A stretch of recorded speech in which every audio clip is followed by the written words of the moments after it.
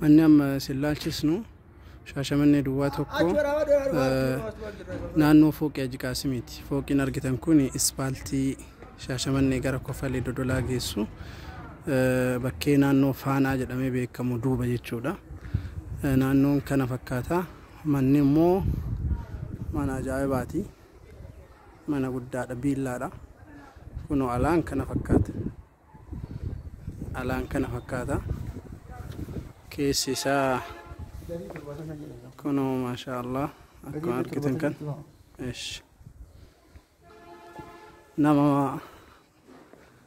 boqonnaa keessa fudhachuu barbaaduuf akkana fakkaata. Kunoo gara alaatiin mana qulqullina ni ijaarameedha.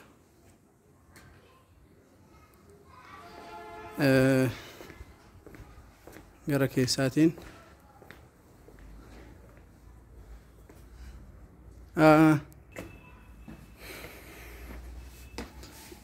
maashaallah kuni kooliidariidha. Kooliidariin baay'ee badhaadha. Kuni kutaa addaatiin kuni saaloonii xiqqaadha.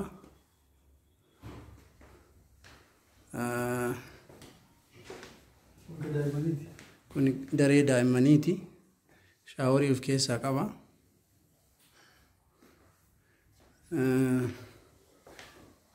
Kuni maalini shaaworiidha? Shaaworii kophaati. Asiin kuni kooliidarii harka dhiqannaadha. Kunillee kifilii biraati, kifilii addaati. Kunillee shaaworii addaati bakkee uffata itti dhiqani.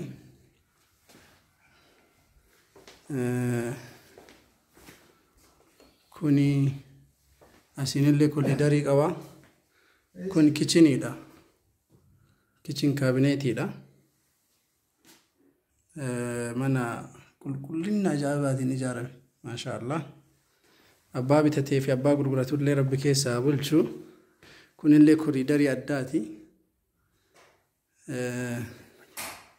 Kun immoo daree bultiiti. Achi keessaan shaawor shintibeetiin keessaani.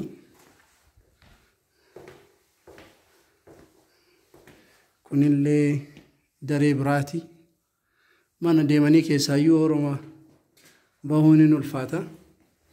Kuni addaraashni kuni